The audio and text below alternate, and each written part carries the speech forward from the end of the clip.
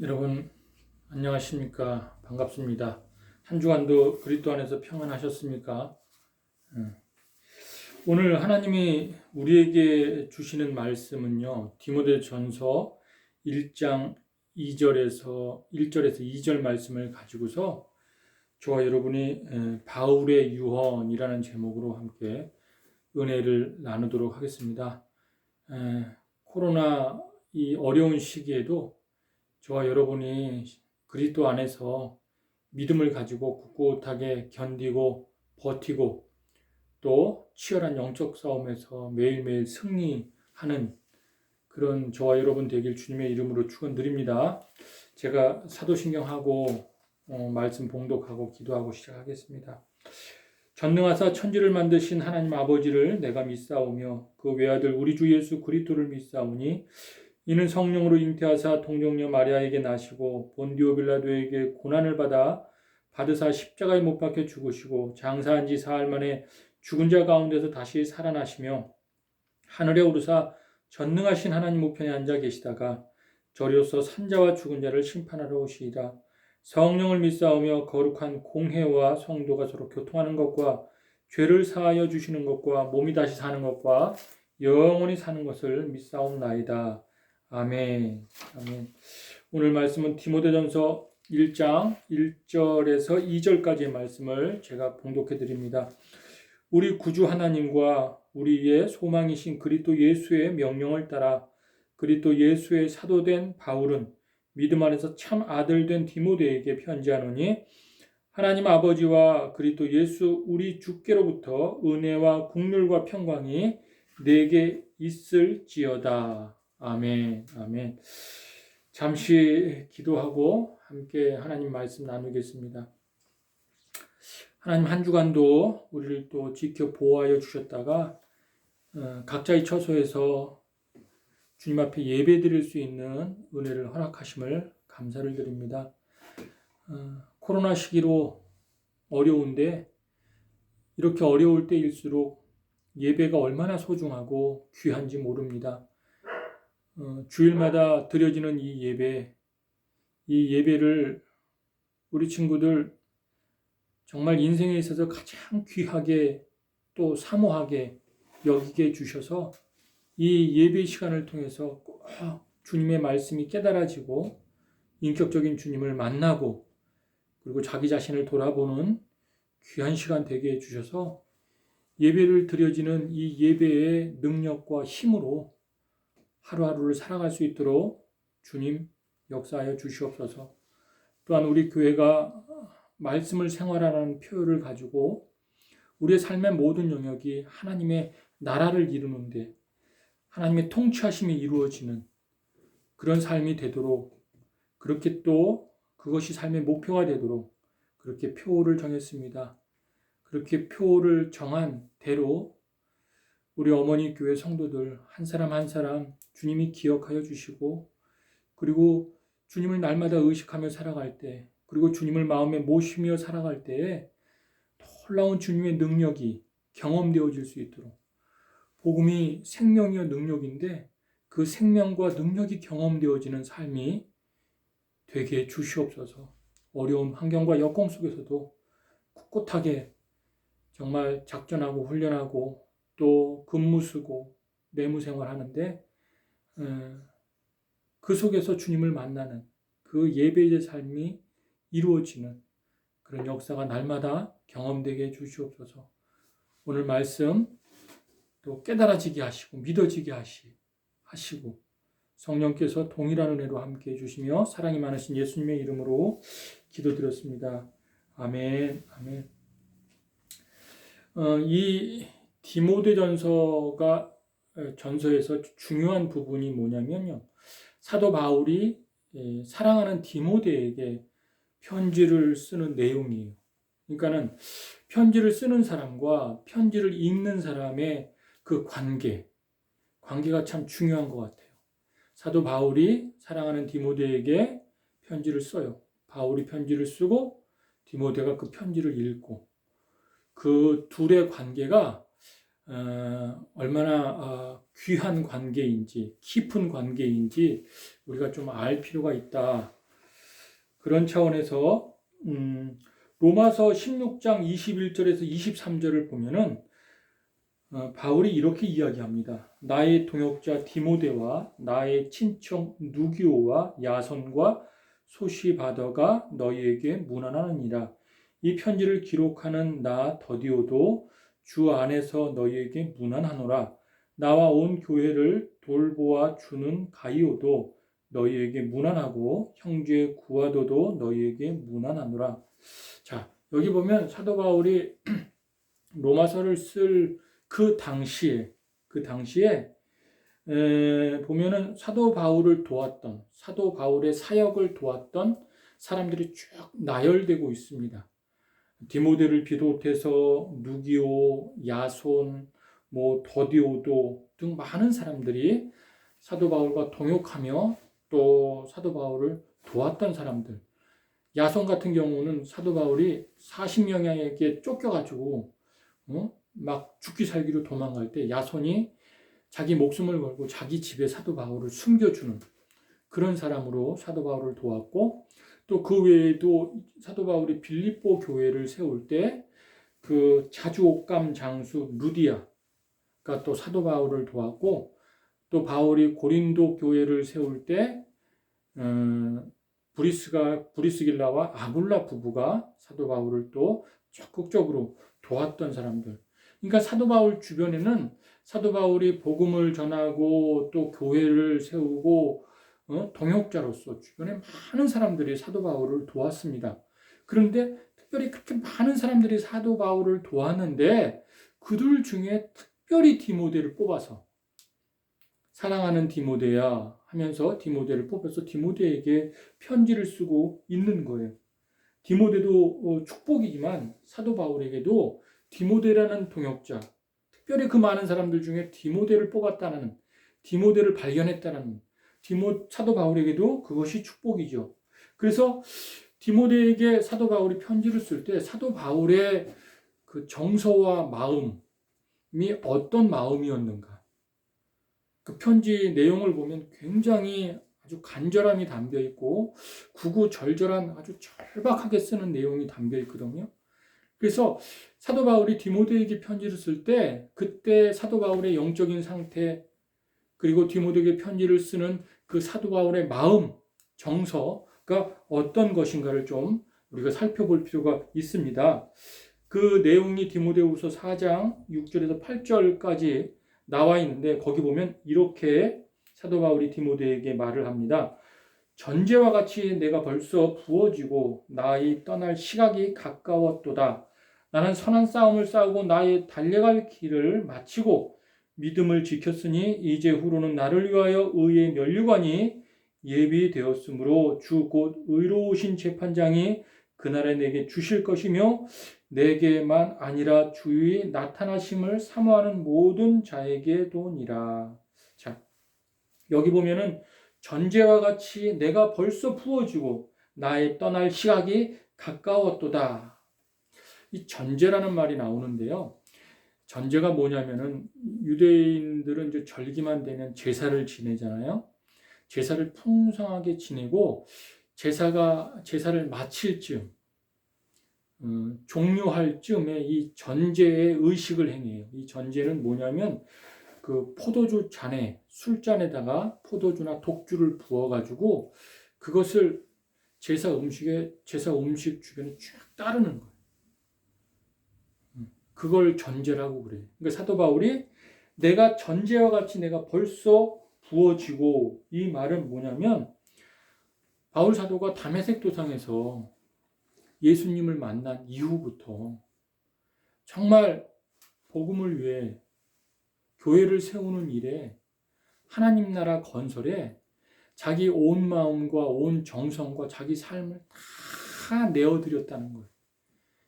한 번도 영적으로 게으름 피지 않고 기도하면서 자기의 하나님 나라의 건설, 복음을 위해 교회를 세우는 일에 생명을 걸고 목숨을 걸면서 태장에 5번씩 맞고 또 바다를 건너다 죽을 뻔한 일도 당하고 사람들한테 돌에 맞아 죽을 뻔한 일도 당하고 쫓기고 하면서 하면서 자기의 모든 삶을 다 쏟아 부었다는 거예요.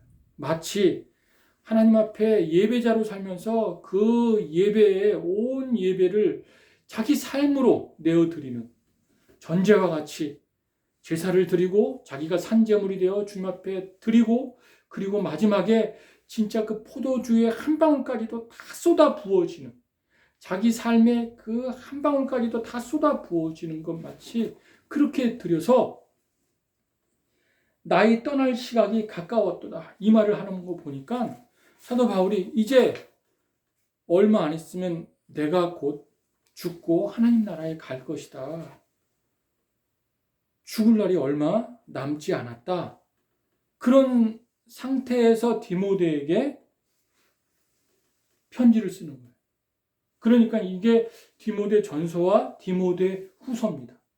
그러니까 사도 바울이 죽음이 가까이 왔을 때 바울이 디모데를 불렀어요. 그것도 이제 성경에 나오는데 불러서 속히 나에게로 와라. 속히. 그러면서 뭐라고 이야기하냐면 데마도 세상이 좋아서 떠났다.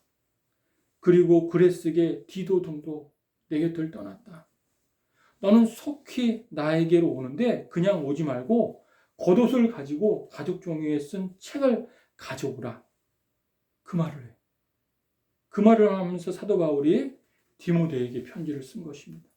그러니까 디모데 전서는 사도 바울이 사랑하는 디모데에 꼭 남기고 싶은 유언 같은 말을 쓴 것이고 디모데 후서는 그 겨울 추운데 로마 감옥에서 배고픔과 추위에 떨면서 하지만 그리스도와 함께 있으면서도 함께 동역했고 또 함께 같이 교회를 세웠던 같이 눈물을 흘렸고 같이 고생했던 그 디모데가 너무나게 간절하게 보고 싶은 거예요. 그래서 간절하게 보고 싶은 그 마음으로 디모데 후서를 쓴 거예요. 그러니까 디모데 전서와 후서는요. 사도 바울이 사랑하는 디모데에게 꼭 이 말은 남기고 싶다라는 유언장이라는 사실입니다. 자, 그러면은 우리가 한번 생각해 보자고요. 디모데 전서와 후서를 우리가 보면서 사람이 죽을 날이 얼마 남지 않을 때 반드시 보고 싶은 사람, 그 죽음 앞에서 곁에 두고 있던 대상이 있을 거예요. 대상. 그 대상이 누구며 그리고 그 사람에게 마지막으로 남길 유언과 같은 말이 무슨 말인지 우리가 좀 살펴볼 필요가 있습니다. 보통 좀 부모님이 돌아가실 때에 대체적으로 가족들이 오잖아요. 자녀들이 옆에 있고 남편이 돌아가면은 그 아내가 옆에서 임종을 지켜보고 또 아내가 죽을 날이 가까우면 남편이 옆에서 임종을 지켜보고 그리고 좀 더 여유가 있으면 그 친지들, 이제 친형제들, 또 남매, 누나, 여동생들이 와서 그 임종을 지켜봅니다. 죽을 날이 가까우면은 그렇게 가족이나 친지들이 곁에 있기를 원하고 보고 싶을 거예요. 그리고 꼭 남기는 말이 있습니다. 이와 같이 사도 바울이 죽음 직전에 그가 간절하게 보고 싶은 사람이 디모데였고 그리고 그 디모데에게 꼭 죽기 전에 남기고 싶은 유언 같은 말이 있었습니다. 자, 그러면은 사도 바울이 디모데에게 남기고 싶은 중요한 말이 유언이 무엇이었을까? 그것은요, 사도 바울이 다메섹에서 예수를 믿고 난 다음에 인생이 180도로 확 바뀌어버렸는데 바로 사도 바울의 인생관과 신앙관과 인생관이 깊이 연관이 있습니다. 그러니까 사도 바울이 다메섹 도상에서 예수를 만나고서 내가 예수를 믿고 어떻게 살았는지 전제에 다 쏟아 부어 줄 만큼 죽음 직전까지 교회를 위해서 하나님 나라를 위해서 복음 전파를 위해서 살았던 인생관을 이야기했을 거예요. 그리고 신앙관, 자기가 예수 믿은 이후 어떻게 예수를 믿었는지, 주님과 어떻게 교제하고, 그리고 어떻게 주님의 말씀을 순종하고 살았는지, 어떤 기도 생활, 신앙 생활을 했는지 사랑하는 디모데에게 전했을 것입니다. 이와 같이 사도 바울의 인생관과 신앙관을 이야기해 주는 내용이 고린도전서 1장 17절에서 20절에 잘 요약해 주고 있습니다. 여러분, 바울 신학을 공부하고요. 이 바울의 신앙관, 바울이 14권의 서신서를 썼잖아요. 이 바울의 신앙관을 들으면요. 그리스도인들은 그렇게 살아야 돼요. 정말 예수님을 제대로 따른 사람이 정말 거의 본이라 그러죠. 예수님이 첫 번째 본이고 그 본을 거의 막 100% 따랐던 사람이 바로 바울인데, 바울같이 깊은 어떤 영성과 신앙을 가지고 따랐던 사람이 이 세상에 없습니다. 그러니까 14권의 서신서 신약 성경을 기록을 했죠. 자, 잘 요약해 준 게 고린도전서 1장 17절에서 20절 말씀 제가 읽어드리겠습니다. 그리스도께서 나를 보내심은 세례를 베풀게 하려 하심이 아니요. 자기는 세례는 상징이지만 형식적으로 신앙생활을 하지 않았다. 이런 말이에요. 오직 복음을 전하게 하려 하심이로되 말의 지혜로 하지 아니함은. 그냥 말로만 복음을 전한 게 아니라는 거예요. 그냥 큰 소리만 내고 그냥 말로만 나를 따르라 그렇게 전한 게 아니라는 거예요. 그게 아니라 그리스도의 십자가가 헛되지 않게 하려 함이라. 십자가가 헛되지 않게 함이라. 십자가의 도가 멸망하는 자에게는 미련한 것이요 구원을 받는 우리에게는 하나님의 능력이라. 기록된 바 내가 지혜 있는 자의 지혜를 멸하고 총명한 자의 총명을 폐하리라 하였으니, 지혜 있는 자가 어디 있느냐? 선비가 어디 있느냐? 이 세대의 변론가가 어디 있느냐? 하나님께서 이 세상의 지혜를 미련하게 하신 것이 아니냐? 자, 바울이요, 다메섹 도상에서 예수를 만나기 전에는요, 한마디로 말해 자기는 정말 열심 있는, 하나님을 믿는 데서 남들보다 뒤지지 않고 지혜나 총명에서도 남들보다 지지지 않고 정말 열심히 특심한 사람이었어요. 그렇게만 믿으면 구원에는 문제없고, 그리고 하나님께 상급받고 칭찬받을 사람이다. 내가 이 정도로 하나님을 섬기는데 하면서 열심히 특심인 사람이었어요. 근데 그 열심이, 그 특심이 오히려 예수 믿는 자를 잡아 가두고 예수님을 핍박하고 예수님의 가슴에 못을 박는 그런 일이었다는 걸 알고 얼마나 충격을 받았는지 몰라요. 가말리엘 가면서 그리스의 철학을 공부하고 또 율법에 능통하고, 그리고 정말 성경 지식, 그 당시엔 구약 성경만 있었겠죠. 구약 성경을 통달하면서 암송하고 연구하고 가르치고 지키고 하면서 율법에는 최고의, 그리고 그 당시 지식으로 총명으로는 최고의 학문과, 그리고 그런 삶을 살았는데, 그런 열심히, 그래 자기가 고백하는 거예요. 지혜가 어디 있느냐? 총명이 어디 있느냐? 선비가 어디 있느냐? 정말 그게 다 어리석음이었다. 그게 다 허망한 것이었다. 이렇게 이야기하면서 뭐라고 이야기하냐면, 십자가의 도. 나는 이 도를, 예수님을 알아가는 지식으로 이 십자가의 도를 최고의 총명으로, 최고의 지혜로 여긴다. 사람들이 보기에는 그것이 미련하다 할지라고 말할 수 있어도, 또 사람들이 보기에는 그것이 무슨 지혜냐 총명이냐라고 멸시할 수 있어도, 이 십자가를 메고 십자가의 길을 따르는 것, 이것이 나에겐 최고의 지혜요 최고의 총명이다 라고 말을 하고 있는 거예요. 사도 바울처럼 박학다식한 사람이 없어요. 말을 잘하는 사람도 없고요, 굉장한 엘리트의 지식을 가지고 있던 사람입니다. 근데 그가 예수님을 다메섹 도상에서 만나고 난 다음에 가장 고상한 지식은 바로 십자가의 도다. 나의 죄를 위해 주님이 죽으신 그 무한하신 사랑과 무한하신 그 은혜가 나에겐 최고의 지식이요 최고의 총명이다. 그렇게 지혜다. 이렇게 말하고 있는 거예요. 이게 바로 사도 바울의 십자가의 도가 사도 바울의 신앙관이요 인생관이었습니다. 그러니까 사도 바울은 주님이 그 십자가의 도를 그저 머리로만 알았던 것이 아니에요. 지식으로만 알았던 것이 아니에요. 믿음으로 자기의 삶의 현장에서 꿋꿋하게 어떤 어려움이 오고 어떤 시련과 역경이 부닥친다 할지라도 끝끝이 십자가의 도를 살아낸 사람이 그게 가능할 수 있었던 것은 주님과 동행하는 삶.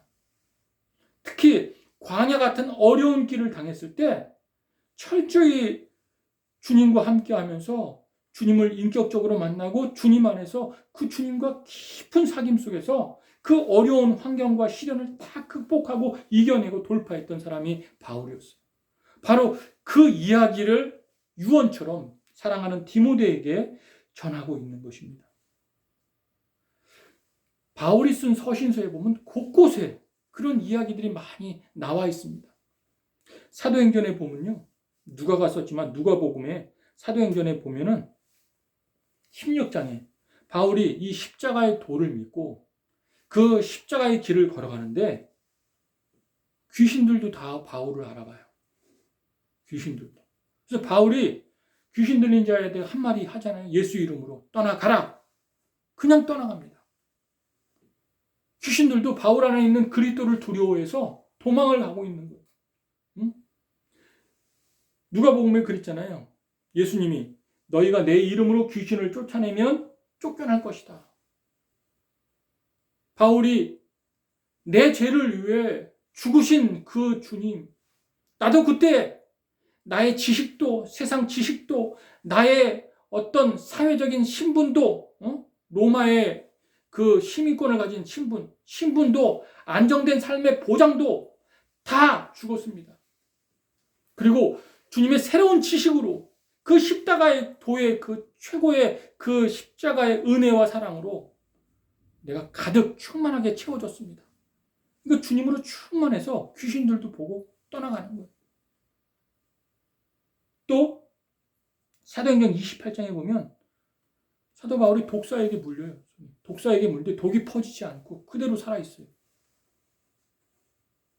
그 굉장한 복음의 능력입니다. 독사에게 물렸는데 그 독이 번지지 않고 사도 바울을 지켜주는 거예요. 그런 일이 있고 그리고 사도행전 19장에 보면 바울이 많은 병자를 고칩니다. 많은 병자를 고치고 그리고 귀신들도 바울을 알아보고 두려워하고 도망가고 그리고 그 바울의 손으로 많은 능력을 행하는 걸 보게 됩니다. 바울이 하나님 나라를 위해서 그리고 교회를 세우고 복음을 전파하는 그 과정 속에 많은 어려움과 시련과 역경과 죽을 고비를 넘기면서 그 가운데 예수 그리스도의 역사, 예수 그리스도의 나타나심이 얼마나 강하게 드러났는지. 여러분, 코로나 시기, 이 어려울 시기에요. 우리 예수 믿는 사람들은요, 어찌 보면 자기 신앙의 기회라고 볼 수 있습니다. 예수님을 드러낼 수 있는 기회. 여러분, 평탄하고 풍족할 시기에 어떻게 예수님을 드러냅니까? 광야길을 걸을 때 더 잘 드러낼 수 있죠. 귀신이 두려워 떨 정도로 어떻게 이 어려운데 저 사람은 웃음을 잃지 않고 편안하게 살 수 있나.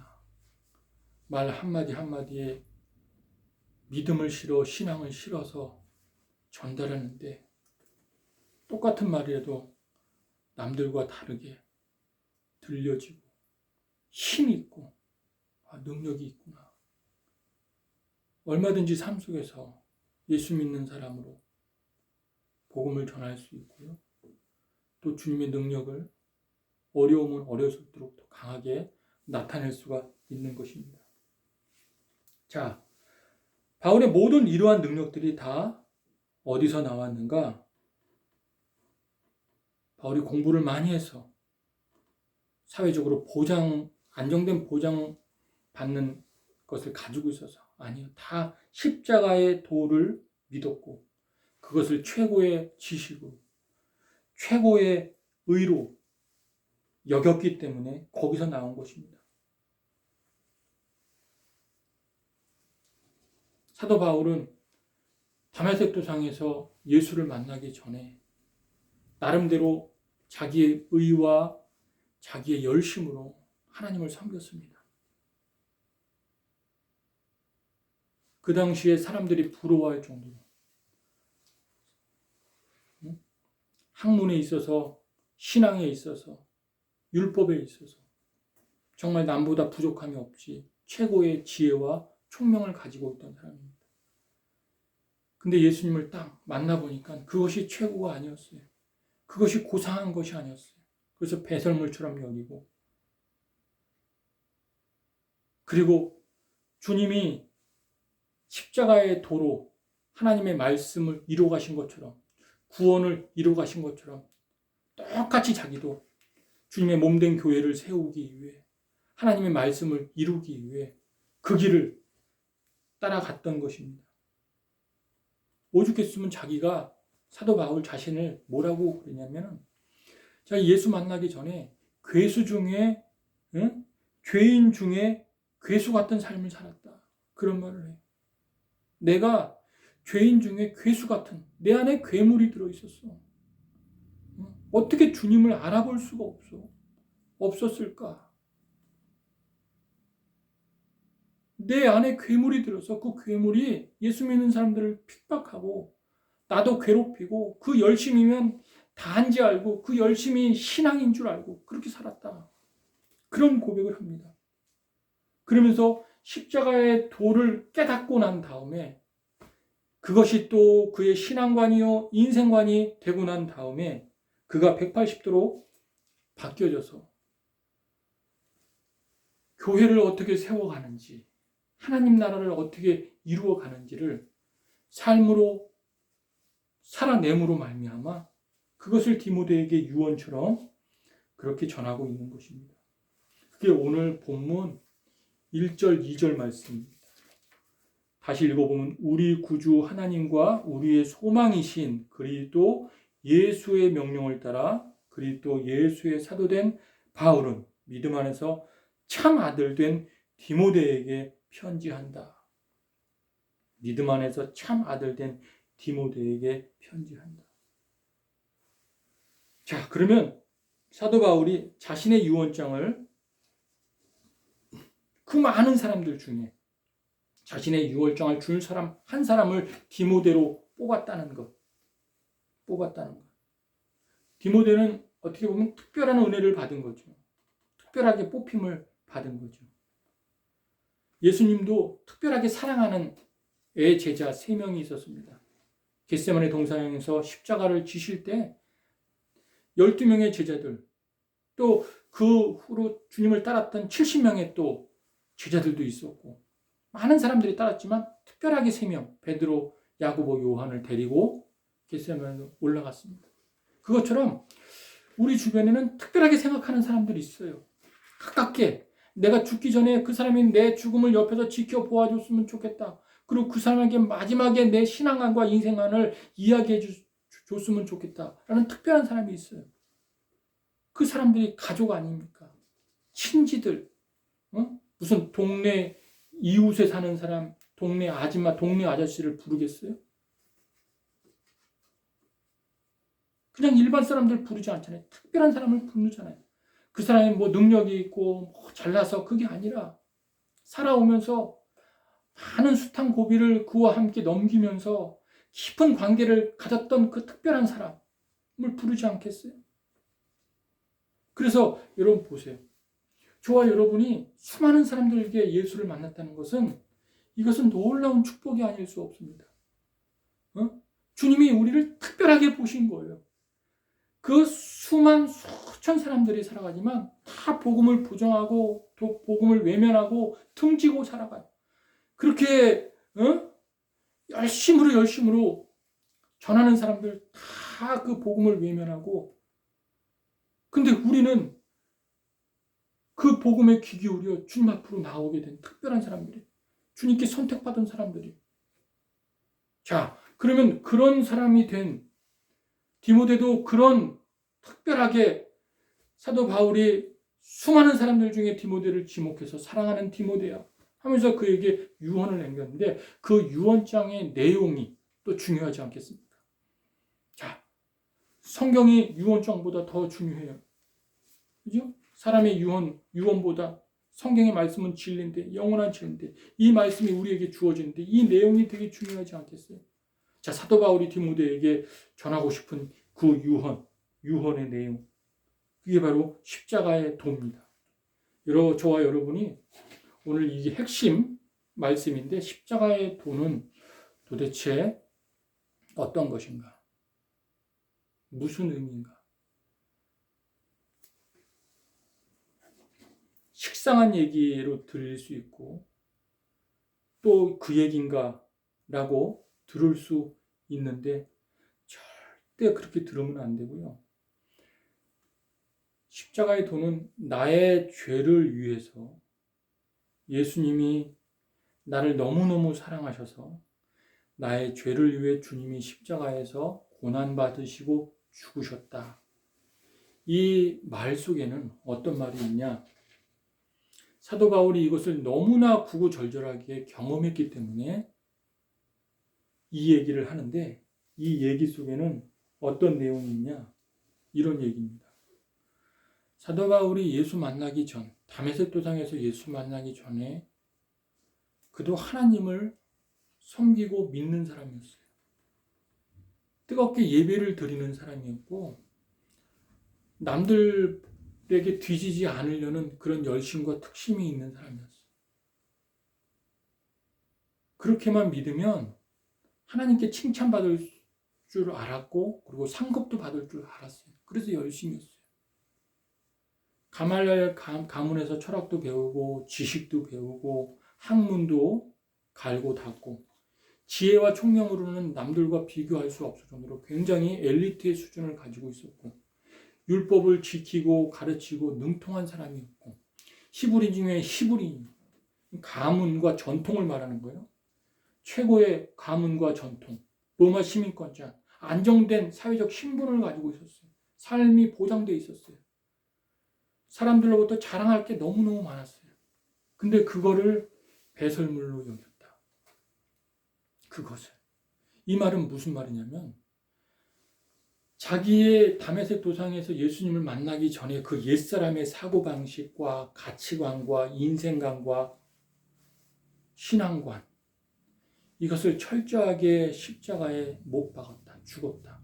이것이 드러날 때마다, 올라올 때마다 내가 고통스러워하고 괴로워해서 이것이 죽지 않으면 내 안에 예수 그리스도가 나타나질 않는다. 그 능력이, 그리고 그분의 복음이 전파되지가 않는다. 그것과의 싸운 사람이, 그게 바로 십자가의 도예요. 그것이 완전하게 죽지 않으면, 그리고 주님을 알아가는 새로운 지식으로, 그리고 그 말씀을 이루는 그 신앙으로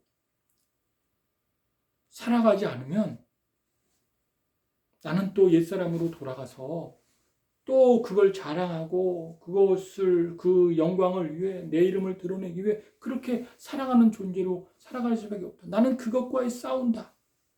그것과의 처절하게 싸운다. 그게 바로 십자가의 도입니다.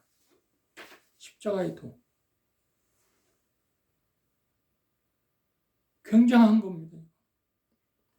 여러분, 우리가 신앙생활하면서 우리 스스로와 싸워야 될 게 뭐죠?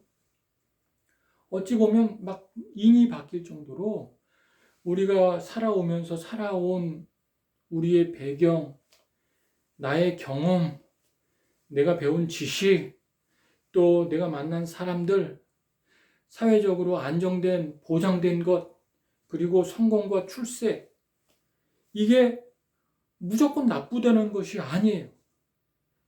나쁘다는 것이 아니라 그것이 주님의 그 새로운 지식과 또 말씀을 묵상하고 체질화시키는 그래서 십자가의 도를 따라서 주님의 영광을 위해, 주님을 드러내기 위해 몸된 교회를 세우고 하나님 나라를 위해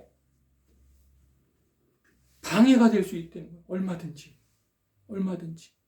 내 영적인 눈과 내 영적인 귀를 가릴 수 있다는 거예요. 얼마든지. 그것과 치열하게 싸우지 않으면 안 된다는 거예요. 여러분, 그런 사람들 있잖아요. 내가 왕년에 그래서 잘 나갔는데 어느 자리에 있었고 어떻게 살았는지, 그리고 내가 지금 현재 하면서 명함을 보면 명함이 아주 그냥 가득하게 자기의 어떤 프로필을 가득하게 채우는 목사들도 많고 장로들도 많아요. 그게 자기 자신이 돼요. 자기 자신의 이름을 내고 자기 자신의 영광을 드러내고 자기를 자랑하는, 그것이 사람들 안에 인이 바뀔 정도로 본능으로 자리 잡고 있습니다. 근데 십자가의 도는 그게 아니에요. 그걸 죽여야 되는 거예요. 그걸 배설물로 여겨야 되는 거예요. 그리고 주님의 이 말씀을 묵상하고 예배 때마다 말씀이 깨달아지는 그 깨달음이 쌓여서 주님만을 자랑하고 복음만을 드러내고, 그리고 주님의 몸된 교회, 주님을 머리로 두고 우리를 몸으로 살아가는 이 몸된 이 교회를 건설해가고 하나님 나라를 이루어가는, 말씀을 이루어가는 그 십자가의 도를 가지고서 저와 여러분이 날마다 살아가면요, 저와 여러분 안에 함께 하시는 그 주님의 역사는 놀랍도록 나타내질 것입니다. 사람이 정서가 달라져요. 삶의 정서가 달라지는 거는요, 굉장한 거예요. 보세요. 그 사람이 어디에 가든지 그 사람이 모든 분위기를, 정서를 주도해 간다. 내가 주님 모시고 갈 때 그 안에 주님의 역사가 일어나서 귀신들도 두려워 떨어 벌벌 떨며 도망가고, 그 안이 평안해지고 기쁨이 있고 정말 소중한 귀한 사람들의 만남이 있고 또 교제가 있고 그 안에 주님의 영광이 드러나고 주님의 나라가 나타난다면 천국 아니겠습니까? 그것이 얼마나 이 땅에서 천국을 누리는 삶입니까? 그런 삶을 저와 여러분이 누릴 수 있기를 간절히 소원하고 기도하고 축원드립니다. 잠시 기도하겠습니다. 하나님 아버지, 주님을 더 간절하게 사모하고 그리고 주님 모시고 살면서 주님의 역사들이, 주님의 나타나심이 우리 어머니께 성도들의 삶의 모든 영역 가운데 드러날 수 있게 하여 주시옵소서. 그래서 주님을 믿고 사는 우리 성도들, 군, 부대, 수색대대의 안과 또 그들의 가정과 그들의 삶의 모든 영역에 주님의 이름이 드높여지고 주님의 영광이 더 크게 드러날 수 있도록 하나님 늘 우리와 함께 하여 주시옵소서. 육사단에 코로나가 많이 번졌습니다. 하나님 막아주시고 그리고 잘 이겨낼 수 있도록 하나님 함께해 주시옵소서. 사랑이 많으신 예수님의 이름으로 기도드렸습니다. 아멘. 한 주간도 승리하시기 바랍니다.